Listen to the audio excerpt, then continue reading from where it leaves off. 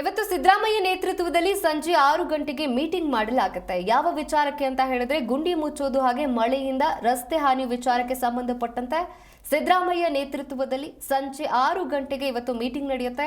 CM ಸರ್ಕಾರಿ ನಿವಾಸ ಕಾವೇರಿಯಲ್ಲಿ ನಡೆಯಲಿರುವಂತಹ ಸಭೆ ಇದು. ನೋಡಿ, ಗುಂಡಿ ಮುಚ್ಚೋದು ಹಾಗೆ ಮಳೆಯಿಂದ ರಸ್ತೆ ಹಾನಿ ವಿಚಾರಕ್ಕೆ ಸಂಬಂಧಪಟ್ಟಂತೆ ಸಿದ್ದರಾಮಯ್ಯ ನೇತೃತ್ವದಲ್ಲಿ ಸಂಜೆ 6 ಗಂಟೆಗೆ ಮೀಟಿಂಗ್ ನಡೆಯುತ್ತೆ. ಸಿಎಂ ಸರ್ಕಾರಿ ನಿವಾಸ ಕಾವೇರಿಯಲ್ಲಿ ನಡೆಯಲಿರುವಂತಹ ಸಭೆ ಇದು. ಮೀಟಿಂಗ್ ಇದು. 5 ಪಾಲಿಕೆಗಳ ಆಯುಕ್ತರು ಸೇರಿದಂತೆ ಹಲವರು ಈ ಸಭೆಯಲ್ಲಿ ಭಾಗಿಯಾಗಲಿದ್ದಾರೆ. ಐಟಿಬಿಟಿ ಕಂಪನಿಗಳು ಜನಸಾಮಾನ್ಯರಿಂದ ಗುಂಡಿಗೆ ಸಂಬಂಧಪಟ್ಟಂತೆ ಆಕ್ಷೇಪ ವ್ಯಕ್ತವಾಗ್ತಾ ಇದೆ. ಈ ಹಿನ್ನೆಲೆಯಲ್ಲಿ ದಿಢೀರ್ ಮೀಟಿಂಗ್ ಕರೆದಿರುವಂತದ್ದು ಸಿಎಂ ಸಿದ್ದರಾಮಯ್ಯ. ಬೆಂಗಳೂರು ರಸ್ತೆ ಗುಂಡಿ ಮುಚ್ಚೋದು ಹಾಗೆ ಮಳೆಯಿಂದ ರಸ್ತೆ ಹಾನಿ ಸಂಚಾರ ವಿಷಯಗಳ ಕುರಿತಂತೆ ಇವತ್ತು ಸಭೆ ನಡೆಯುತ್ತೆ. ಸಿಎಂ ಸರ್ಕಾರಿ ನಿವಾಸ ಕಾವೇರಿಯಲ್ಲಿ ನಡೆಯಲಿರುವಂತಹ ಸಭೆ ಇದು. ರಸ್ತೆ ಗುಂಡಿಗಳ ಬಗ್ಗೆ ಐಟಿಬಿಟಿ ಕಂಪನಿಗಳು ಹಾಗೆ ಜನಸಾಮಾನ್ಯರು ತೀವ್ರ ಆಕ್ಷೇಪವನ್ನು ವ್ಯಕ್ತಪಡಿಸ್ತಾ ಇದ್ದಾರೆ.